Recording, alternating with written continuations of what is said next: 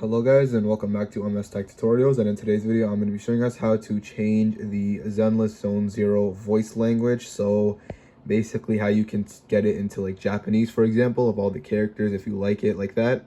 And I'm just going to be showing you how to do that in this video, and it's pretty simple. So all you have to do is go to settings, click on the options button on your controller, go to right here where the gear icon where it says options, go down to language, and from here you're going to change the voice language.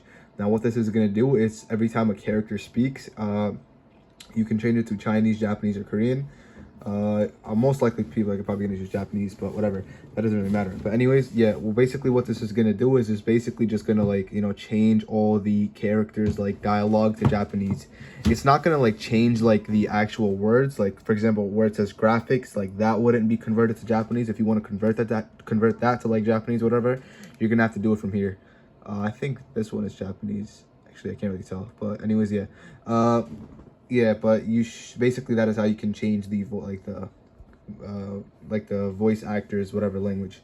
And yeah, that is basically it. So that is it for the video. Thank you guys for watching. Make sure to give the video a thumbs up, subscribe to the channel, and have a great day.